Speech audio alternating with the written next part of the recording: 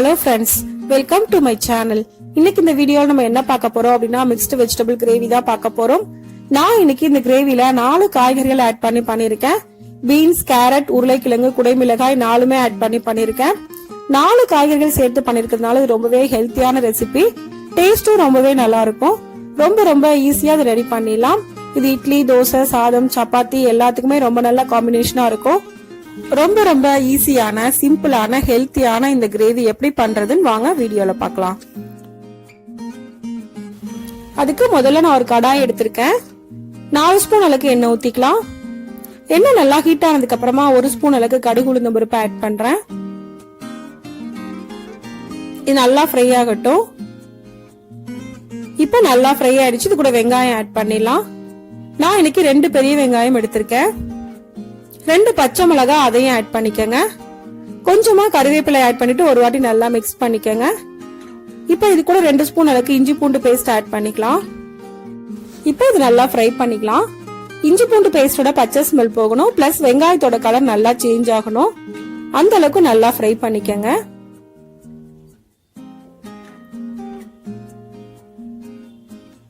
இப்ப நல்லா ஃப்ரை பண்ணியாச்சு. இந்த அளவுக்கு ஃப்ரை பண்ணதுக்கு அப்புறமா நம்ம தக்காளி ஆட் பண்ணிடலாம். 1/2 ஸ்பூன் மஞ்சள் தூள் அதையும் ஆட் பண்ணிக்கங்க. 1 ஸ்பூன் அளவுக்கு கரம் மசாலா, 2 ஸ்பூன் அளவுக்கு குழம்பு மிளகாய் தூள். இப்ப இது எல்லாத்தையும் ஆட் பண்ணியாச்சு. நல்லா மிக்ஸ் பண்ணிக்கலாம்.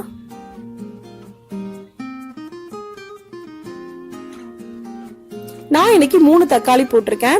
சின்ன சைஸ்னா 3 தக்காளி போட்டுக்கங்க. பெரிய சைஸா இருந்தா 2 தக்காளி போதும். தக்காளி நல்லா மசிற அளவுக்கு நல்லா மிக்ஸ் பண்ணிக்கங்க.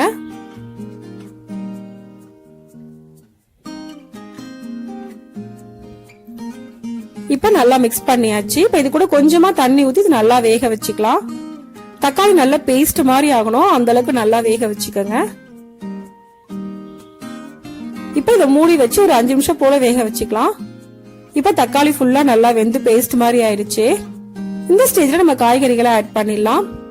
100 கிராம் அளவுக்கு பீன்ஸ், 100 கிராம் அளவுக்கு கேரட், 100 கிராம் அளவுக்கு உருளைக்கிழங்கு, 100 கிராம் அளவுக்கு குடைமிளகாய், இது எல்லாத்தையும் ஆட் பண்ணிருக்கேன். இப்ப இது நல்லா மிக்ஸ் பண்ணிக்கலாம். நீங்க இது கூட வேற ஏதாவது காய்கறிகள் சேர்த்து ஆட் பண்றதுனால ஆட் பண்ணிக்கலாம். காலிஃபிளவர், பட்டாணி அந்த மாதிரி ஏதாவது காய் சேர்த்து கூட ஆட் பண்ணிக்கலாம். இப்ப இது நல்லா மிக்ஸ் பண்ணியாச்சு. காய்கறிகளும் நல்லா வதங்கிருச்சு. இந்த ஸ்டேஜ்ல நம்ம தண்ணி ஊத்திக்கலாம். நான் இன்னைக்கு 2 கப் அளவுக்கு தண்ணி ஊத்துறேன். தேவையான அளவு உப்பு அதையும் போட்டுக்கலாம். போட்டுட்டு நல்லா ஒரு வாட்டி மிக்ஸ் பண்ணிக்கங்க.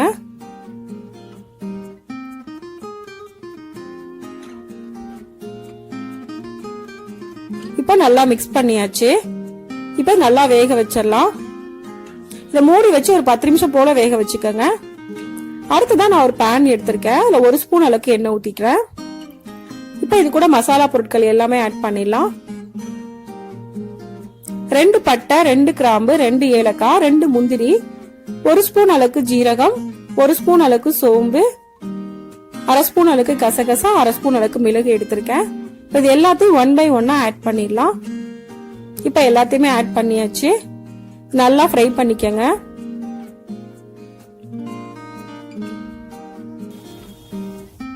இப்ப இது எல்லாம் நல்லா ஃப்ரை ஆயிடுச்சு. இந்த ஸ்டேஜ்ல நான் 3 ஸ்பூன் அளவுக்கு தேங்காய் துருவல் ஆட் பண்றேன். ஆட் பண்ணிட்டு நல்லா ஃப்ரை பண்ணிக்கங்க. நல்லா ஃப்ரை ஆனதுக்கு அப்புறமா இதை ஃபைன் பேஸ்டா அரைச்சு எடுத்துக்கலாம். இப்ப காய்கறிகள் ஃபுல்லா நல்லா வெந்துருச்சு. நம்ம அரைச்ச பேஸ்டா இது கூட ஆட் பண்ணிடலாம். தேவையான அளவுக்கு தண்ணி ஊத்திக்கங்க. இத ஒரு வாட்டி நல்லா மிக்ஸ் பண்ணிக்கலாம்.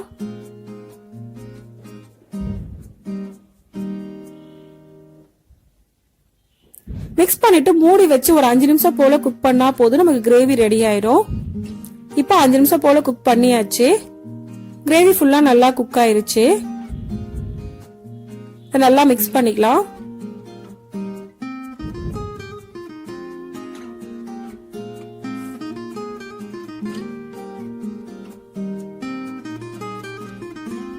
நல்லா மிக்ஸ் பண்ணியாச்சு. ஃபைனலா இது கூட கொஞ்சமா கொத்தமல்லி இலை நான் ஆட் பண்றேன். கொத்தமல்லி இலை ஆட் பண்ணதுக்கு அப்புறமா ஒரு தடவை நல்லா மிக்ஸ் பண்ணி விட்டுட்டு நம்ம அடுப்பை ஆஃப் பண்ணிடலாம். இப்போ நமக்கு மிக்ஸ்டு வெஜிடபிள் கிரேவி ரெடி ஆயிடுச்சு. இந்த கிரேவில நம்ம எல்லா காய்கறிகளுமே ஆட் பண்ணிருக்கோம். அதனால ரொம்பவே ஹெல்த்தியான ரெசிபி இது. டேஸ்டும் ரொம்பவே நல்லா இருக்கும். இந்த கிரேவியை இதே மெத்தட்ல நீங்களும் செஞ்சு பாருங்க. இந்த வீடியோ உங்களுக்கு பிடிச்சிருந்தா லைக் பண்ணுங்க, ஷேர் பண்ணுங்க, கமெண்ட் பண்ணுங்க. மறக்காம சேனலை சப்ஸ்கிரைப் பண்ணுங்க. தேங்க்ஸ் ஃபார் வாட்சிங்.